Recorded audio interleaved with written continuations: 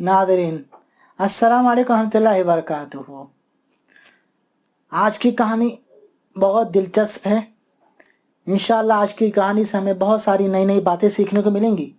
इसलिए मेरी गुजारिश है, इस वीडियो को लास्ट तक ज़रूर देखिएगा, सुनिएगा। अगर ये कहानी आपको अच्छी लगे तो अपने दोस्तों अकारिब को भी ये कहानी सुनाएं, ज़रूर सुनाएं। आज की कहानी सही बुखारी में, सही तिरमिज़ी में, इसी तरह नसाई में और हदीस की दीगर किताबों में ये कहानी मौजूद है। डिस्क्रिप्शन से मज़ीद जानकारी आप हासिल कर सकते हैं। चले अब शुरू करते हैं। इस कहानी की रिवायत कर रहे हैं हज़रत बरा बिन आज़िब रज़ियल्लाहु ताला अन्हु। कहते हैं कि शुरू में इस्लाम में एक निज़ाम था, एक कानून था, एक कायदा था। जब कोई सहाबी रोज़ा रखता या कोई सहाबी रोज़े से रहता, अफ्तारी का वक्त हो जाता और अफ्तारी करने से पहले अगर उसकी आंख लग जाती, वो सो जाता, तो उसे उस रात भी रोज़ा रखना पड़ता और अगले दिन भी उसको सूरज डूबने तक उसको रोज़ा रखना पड़ता।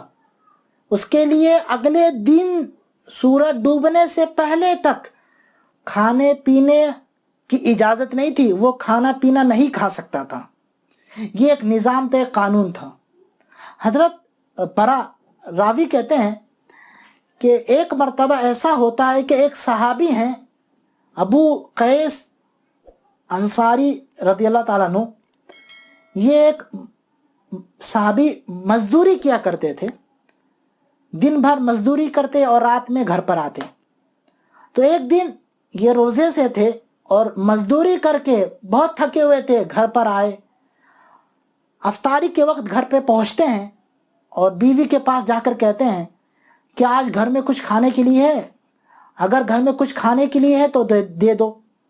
तो उनकी बीवी कहती है कि आज तो घर में कुछ नहीं है खाने के लिए, लेकिन ठहरिए, मैं बाहर जाती हूँ, आपके लिए कुछ लेकर आती हूँ। तो जैसा कि मैंने आपको बताया कि वो सहाबी दिन भर थके हुए थे, मेहनत मजदूरी करके घर पर आए थे। तो वो इंतज़ार करने बैठ गए। इंतज़ार करते करते उनकी आंख लग गई, वो सो गए। और थोड़ी देर बाद उनकी बीवी घर में आई और देखती है कि उनके शोहर सो चुके हैं, उनकी आंख लग गई है। तो बहुत गुस्सा हुई, उनको बुरा भला कहा, क्योंकि उनकी बीवी को मालूम था कि अब ये रात में भी नहीं खा सकते हैं और अगले दिन सूरज डूबने तक ये रोज़ा रखेंगे, यानी रात में भी इनको रोज़ा रखना है और दिन में भी रोज़ा रखना है। और जिस बात का डर था वही हुआ। अगले दिन 2 दिन के भूखे प्यासे, इंसान कितनी मेहनत कर सकता है।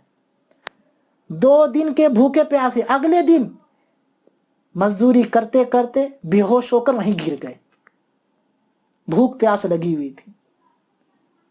ये खबर मदीना में मशहूर हो गई, हर तरफ फैल गई, यहाँ तक कि नबी सल्लल्लाहु अलैहि वसल्लम तक ये खबर पहुंची। तो अल्लाह रब्बुल आलमीन ने एक आयत नाजिल फरमाई, अल्लाह ताला ने एक फरमान नाजिल उतार दिया। उसमें अल्लाह ताला कहता है, औज़ु बिल्लाहि मिनश शैतानिर रजीम, उहिल्ला लकुम लैलतस सियाम रफ़सु इला निसाइकुम। और आगे अल्लाह ताला फरमाता है, वकुलू वशरबू हत्ता यतबय्यना लकुमुल खैतुल अबयदु मिनल खैतिल अस्वदि मिनल फजर। तर्जुमा है, रोजे की रातों में तुम्हारे लिए हलाल है अपनी बीवियों के पास जाना। और आगे अल्लाह ताला कहता है, तुम लोग खाते पीते रहो यहां तक के सुबह की सफेद धागा काले धागे से साफ और वाज़ेह ना हो जाए। यानी रात भर तुम खाते पीते रहो यहां तक के सुबह सादिक जाहिर ना हो जाए, सुबह सादिक तुलू ना हो जाए। जब सहाबा कराम ने ये अल्लाह रब्बुल आलमीन का फरमान सुना, बहुत खुश हुए। ये शुरू इस्लाम का एक वाक़या था। इस कहानी से हमें 3 बातें सीखने को मिली। पहली बात, रोज़ा कई मरहलों से गुजरा है। रोज़े की मशरूइयत कई मरहलों से गुजरते हुए आई है। शुरू में हुक्म था कि अगर कोई अफ्तारी करने से पहले सो जाता है तो वो اس رات کو بھی بھوکا پیاسا رہے گا، اس رات کو بھی روزہ رکھے گا، اور اگلے دن سورج ڈوبنے تک بھوکا پیاسا رہے گا، یعنی روزہ رکھا رہے گا، رات میں بھی روزہ دن میں بھی روزہ۔ بڑا شدید حکم تھا، لیکن آخری مرحلے میں، آخری سٹیج میں، آخری دور میں اللہ تعالیٰ نے اس حکم کو منسوخ کر دیا، ختم کر دیا، اور کہا کہ صرف دن کا روزہ رکھا جائے گا، رات میں روزہ نہیں رکھا جائے گا، رات میں کھل کر تم لوگ کھا پی سکتے ہو، اور یہی حکم باقی ہے، اور اسی طرح ہم لوگ روزہ بھی رکھتے ہیں۔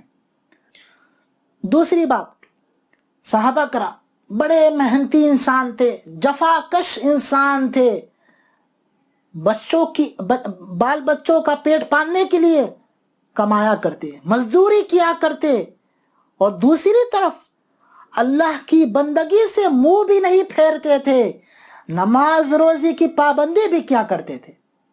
ایک طرف دنیا کی فکر تھی اور دوسری طرف آخرت کی بھی فکر رکھا کرتے تھے۔